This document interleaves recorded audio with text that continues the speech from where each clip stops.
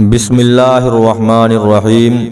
حضرت سعد بن معاذ رضی اللہ تعالی عنہ شہید۔ اس جنگ میں مسلمانوں کا جانی نقصان بہت ہی کم ہوا، یعنی کل 6 مسلمان شہادت سے سرفراز ہوئے، مگر انصار کا سب سے بڑا بازو ٹوٹ گیا، یعنی حضرت سعد بن معاذ رضی اللہ تعالی عنہ جو قبیلہ اوس کے سردار اعظم تھے، اس جنگ میں ایک تیر سے زخمی ہو گئے اور پھر شفا یاب نہ ہو سکے۔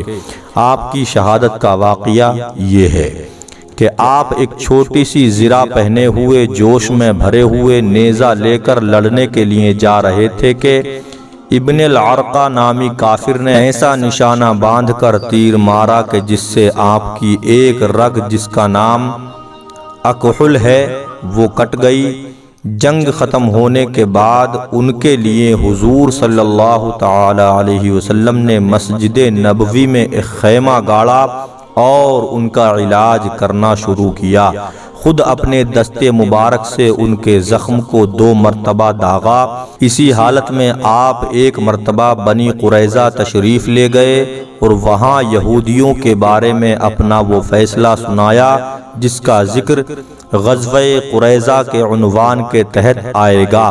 اس کے بعد وہ اپنے خیمے میں واپس تشریف لائے اور اب ان کا زخم بھرنے لگ گیا تھا، لیکن انہوں نے شوق شہادت میں خداوند تعالی سے یہ دعا مانگی کہ یا اللہ، تو جانتا ہے کہ کسی قوم سے جنگ کرنے کی مجھے اتنی زیادہ تمنا نہیں ہے جتنی کفار قریش سے لڑنے کی تمنا ہے، جنہوں نے تیرے رسول کو جھٹلایا اور ان کو ان کے وطن سے نکالا۔ اے اللہ، میرا تو یہی خیال ہے کہ اب تو نے ہمارے اور کفار قریش کے درمیان جنگ کا خاتمہ کر دیا ہے، لیکن اگر ابھی کفار قریش سے کوئی جنگ باقی رہ گئی ہو، جب تو مجھے زندہ رکھ تاکہ میں تیری راہ میں ان کافروں سے جہاد کروں، اور اگر اب ان لوگوں سے کوئی جنگ باقی نہ رہ گئی ہو تو میرے اس زخم کو تو پھاڑ دے اور اسی زخم میں تو مجھے موت عطا فرما دے۔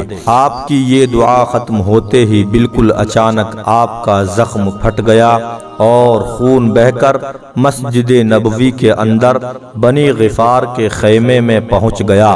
ان لوگوں نے چونک کر کہا کہ اے خیمہ والو، یہ کیسا خون ہے جو تمہارے خیمے سے بہہ کر ہماری طرف آ رہا ہے؟ جب لوگوں نے دیکھا تو حضرت سعد بن معاذ رضی اللہ تعالی عنہ کے زخم سے خون بہہ رہا تھا۔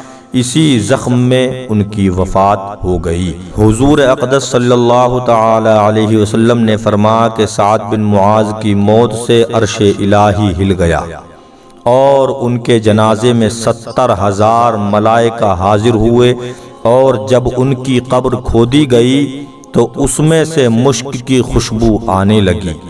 عین وفات کے وقت حضور انور صلی اللہ تعالی علیہ وسلم ان کے سرہانے تشریف فرما تھے۔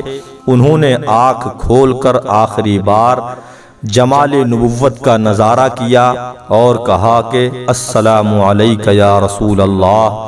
پھر با آواز بلند یہ کہا کہ میں گواہی دیتا ہوں کہ آپ اللہ کے رسول ہیں اور آپ نے تبلیغ رسالت کا حق ادا فرما دیا۔